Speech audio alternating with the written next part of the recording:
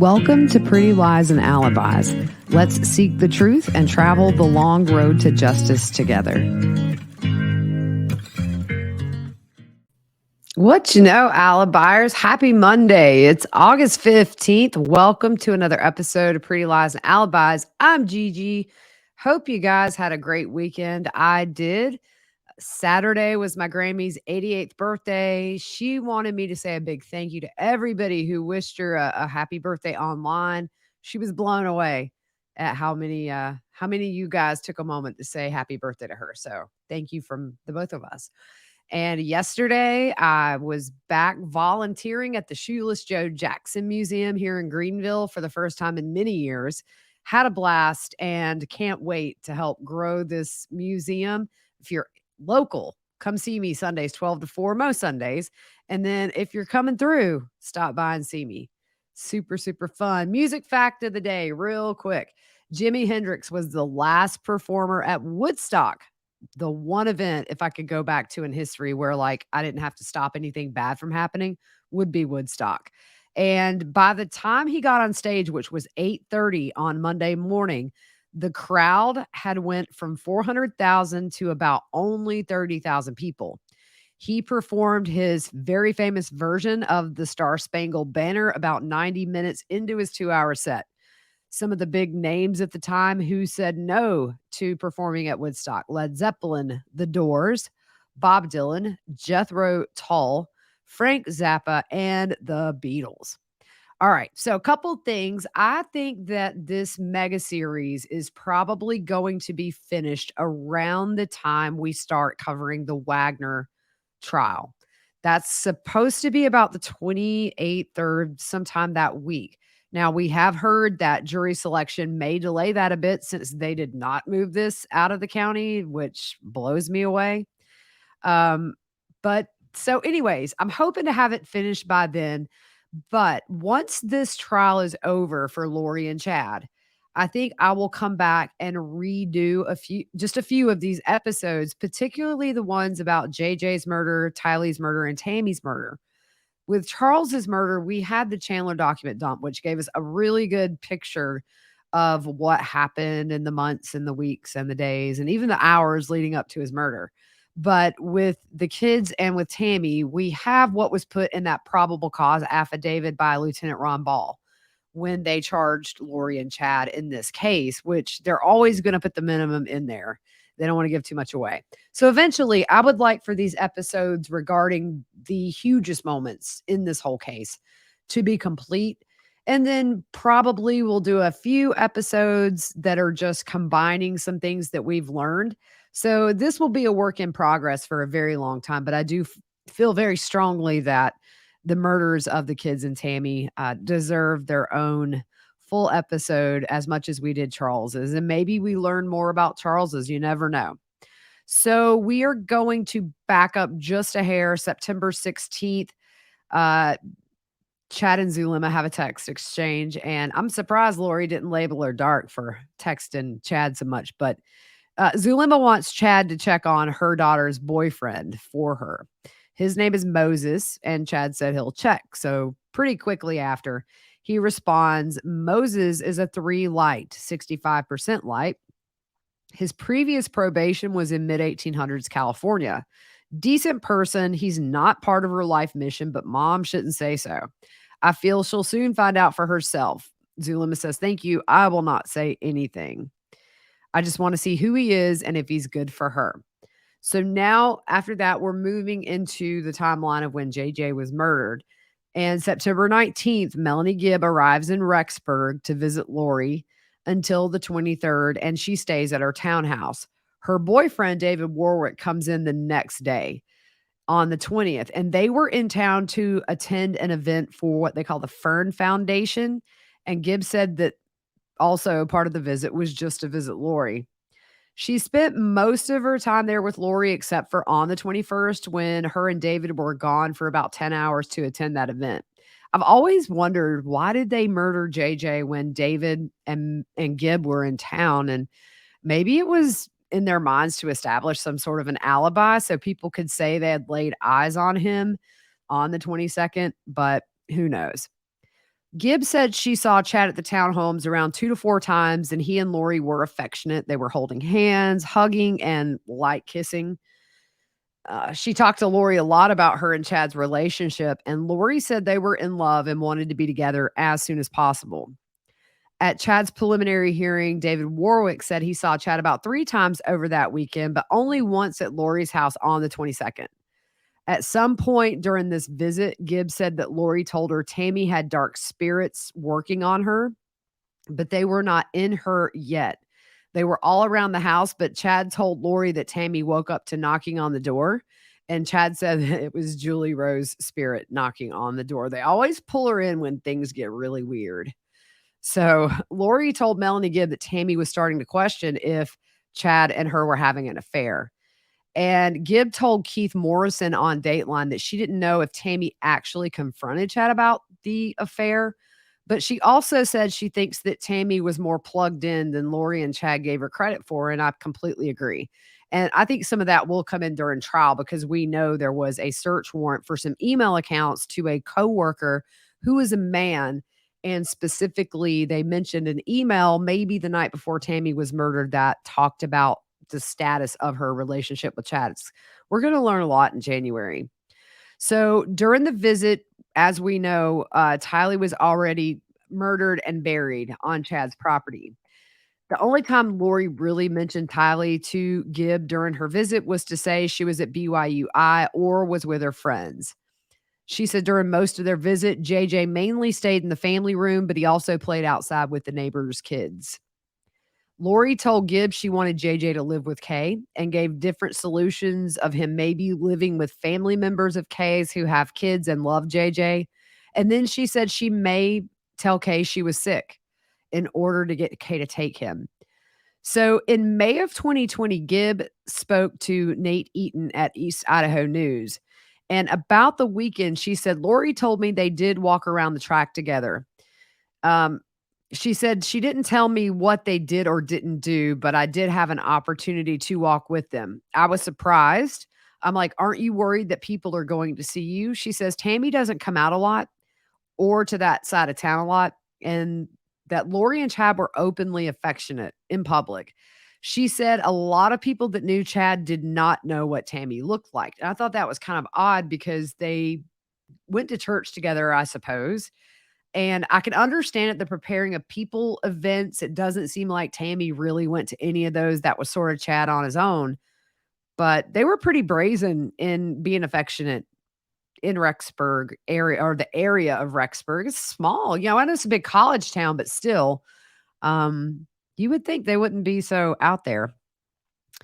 So speaking about Tylee, Gibb told Nate Eaton that she knew Tylee had gotten her GED. She said when she was 16 or 17, we know Tylee was murdered when she was 16.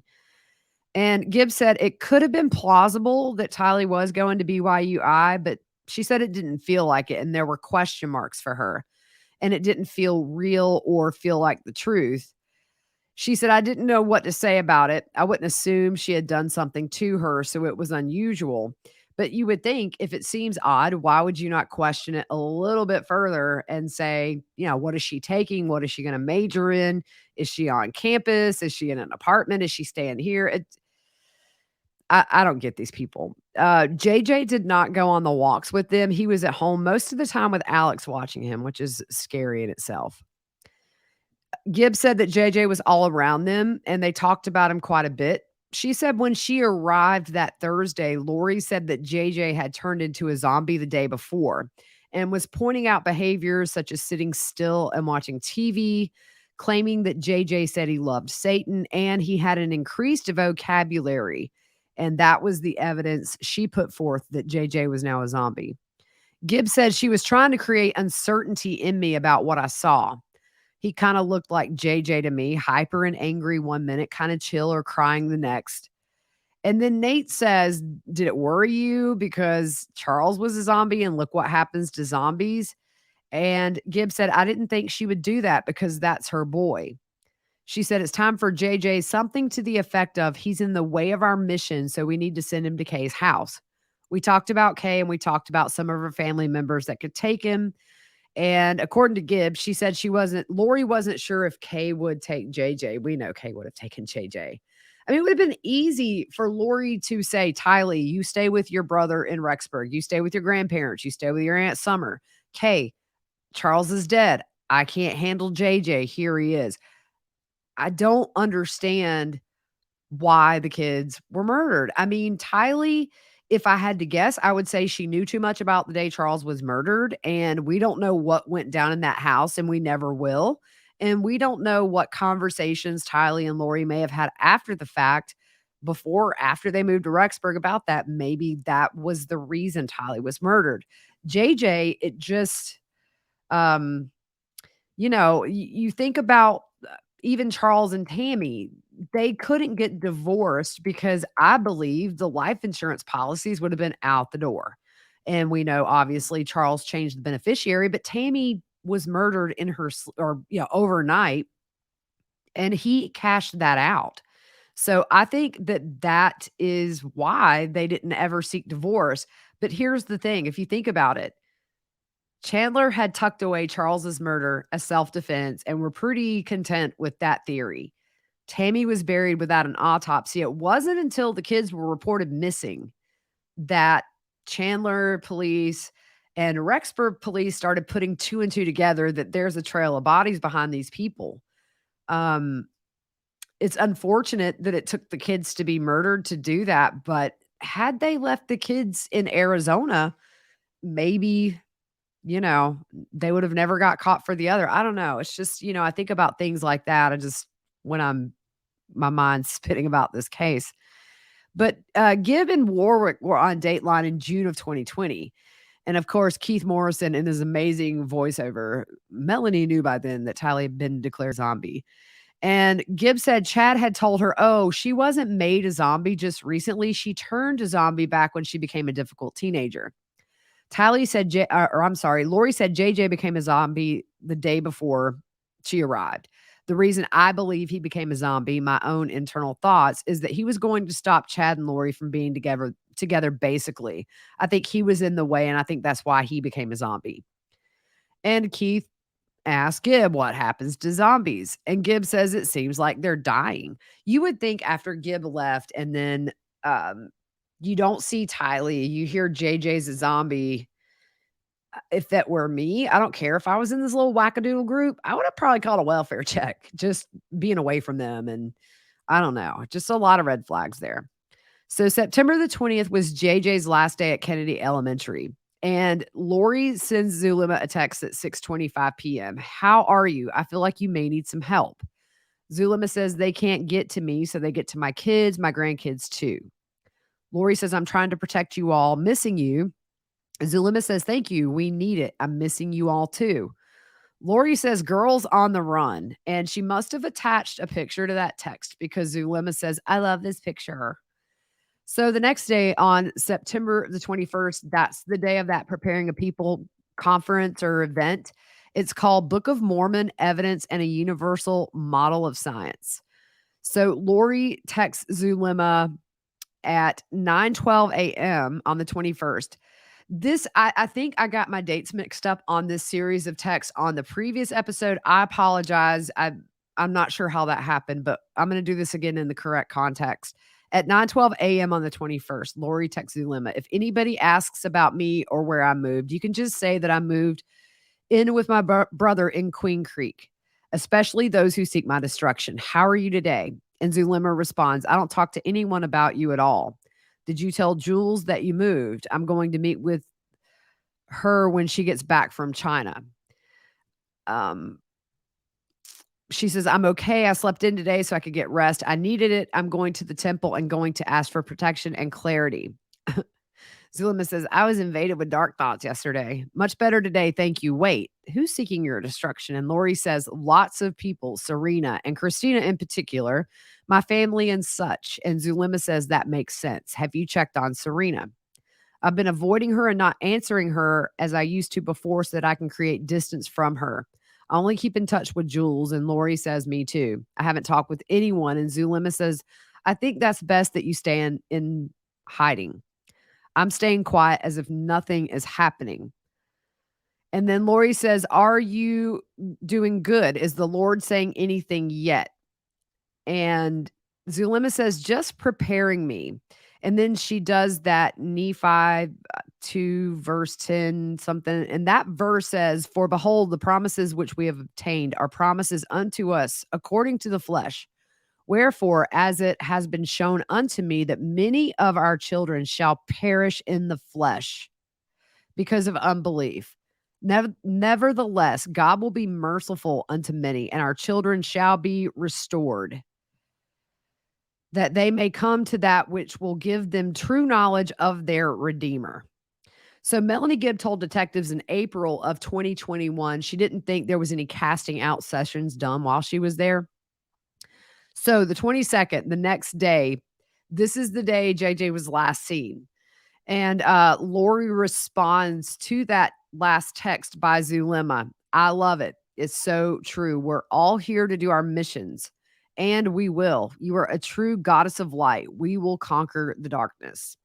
So at 10:46 a.m., I'm going to put this up on YouTube. The very last picture known of JJ is taken. Um, he's sitting on the couch in the red pajamas, and unfortunately, these are the same pajamas that he was found in when his body was found on Chad's property. I just can't hardly even look at this picture. It's an odd picture. He's not posing. He's playing with a cup. It looks like maybe a string or something. Um, I don't know. According to testimony at the preliminary hearing, Gibb said her, Chad, Alex, and David looked at some property not too far from Chad's house. And she said Chad was trying to encourage David to build on that land. And Gibb also noted that her boyfriend, David, is a general contractor. Now, what's interesting is David said Lori was there looking at the property. Gibb said she was not. And I'm curious if she was there, who was watching JJ? Because Alex was there. At this point, Melanie is not there. Curious to know who was there and who wasn't. So the same day, there's a string of text messages between Lori and Alex that concern investigators. At the time, they're still trying to figure out where the kids are. Lori texts Alex at 8:55 a.m. This is before this picture is taken. "Hey, Bub, go to LDS.org and watch the new Book of Mormon video. So good. Looks like you will appear in episode 2. And she puts a heart. And then at 8:56 a.m., Lori texts Alex, "P.S. Do you have any eggs?" Eggs can be the street names for Valium or Xanax. I fully believe that maybe they drugged JJ at some point. At 9:48, Alex responds, "I'm open. How about you?" A minute later, Lori says, "Me too. They're still in the bedroom, so not sure what their plan is, but they should be up soon." Talking about Gibb and Warwick, I assume. At 10:21 a.m., Alex texts, "Okay, let me know. Do you want me to get eggs and bring them to you?" At 12:11 p.m., Lori says, "Come on over." 12:14 p.m., Lori says, "Let's meet Chad at the Terrestrial Temple in 20 minutes." And Alex says, "Okay." At 12:18, Lori says to Alex, "Are you ready to go?" 12:31, there's no response from Alex. "Going now. Can you meet us there?" Lori asks Alex right after that, "How do I get there?" 1:47 p.m., I still don't see any response from Alex in this. "Should we take JJ to Bear World today? Are you still there?" At 2:17, Lori says, "Are you coming home?" Then at 3:07, Lori texts Alex 3 question marks. At 8:28 p.m., Lori to Alex, "Are you ever coming back?" And it's Alex says, "Yes, just waiting on Teresa for a fresh ceiling." So we're getting close to the time now where the podcast, they say, was between 9 and midnight. It's after 8. Lori is nonstop, like, "Where are you?" And so anyways, David Warwick said that while he was there, he tried to interact with JJ, but JJ just didn't acknowledge him, and it was like he wasn't there. Gibb said she saw him every day except for the day they left. Now, here's what's interesting to me, and I was doing a keyword search for September in the documents. So it says, this is a text message from April 14th, 2019 between Zulema and Lori. Zulema says, was September 21st when you had your first visitation? Lori responds, sorry, I lost you girls. I had it on September 22nd, the same day Moroni met with Joseph every year for all those years before he got the plates. He first appeared to him on the 21st, but continued through the night to the 22nd. Then he always met with him on the 22nd. And Zulema responds, that completes the revelation and the prophecy. So I just think that that's really weird. And then you combine that with that passage that Zulema sends Lori. I don't know if more of that will come in later, but I just thought it was really strange. So David testified they were doing the podcast that evening with Gibb and Lori. So when he was asked about JJ's whereabouts during that time, he said he wasn't there. He was staying with Alex. So Detective Hermosillo was interviewing Gibb in Arizona after the kids were missing about a text Lori sent her regarding JJ around 8:30 p.m. that night, saying something to the effect of, hey, I'll be there shortly. JJ woke up and she said she was getting him back to sleep. So 8:30, if you look, she's saying, JJ woke up, I'm getting him back to sleep. We go back to that text by Alex at 8:28. Are you ever coming back? So we got the text that day about the eggs. And then at the same time, she texts Gibb. Essentially, she's texting Alex, are you coming back? So when asked where Lori was at the time she sent that text, Gibb said it didn't sound familiar, but maybe she was at Alex's apartment. And she said that would have been before they started the podcast. Gibb said that Alex brought JJ in during the middle of the podcast, which was between 9 and midnight, and JJ was asleep with his head on Alex's shoulder, and Warwick said he saw it as a tender moment. That was the last sighting of JJ by anybody other than Lori and Alex, and I'm not totally unconvinced that I think they probably drugged this poor baby, and he wasn't just simply asleep. So sometime overnight between the 22nd and the 23rd, we know that JJ is murdered. And the morning of the 23rd, Gibb and David were leaving Rexburg to go back to wherever they came from. So between 8 and 9 a.m., Lori told Melanie and David that JJ was being a zombie and was climbing on the shelves in the kitchen and climbed on the upper cabinets near the ceiling, knocked a picture of Jesus off the refrigerator. And David asked to see him, and Lori said he was out of control, so she had Alex come and get him. So David and Gibb leave about 9:30 a.m.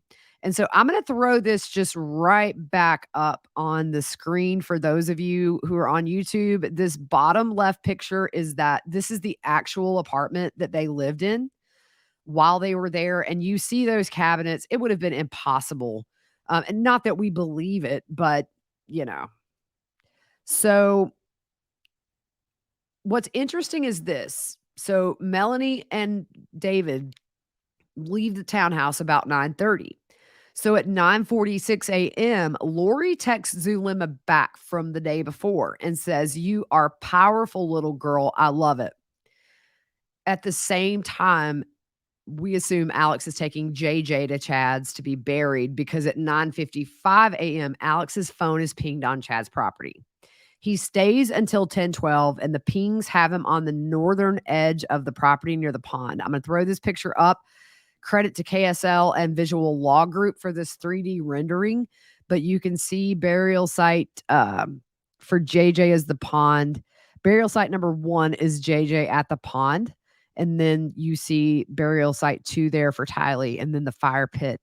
So Alex's phone was pinged in that general area. And if you remember from a few episodes prior, they're able to really accurately pinpoint where he was on that property. That's where, unfortunately, JJ's body would be found. Also on the 23rd, they found some pictures of ammunition taken from a gun shop.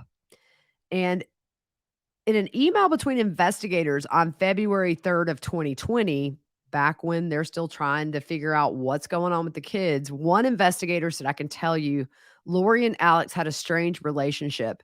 Around the day JJ disappeared, Alex was shopping for a coat for her. Weird. Yeah, it is weird. I love my brother. He would never shop for a coat for me ever. I don't care if I was like in a tank top in January. He'd be like, nah, you good. I don't know what I'm doing.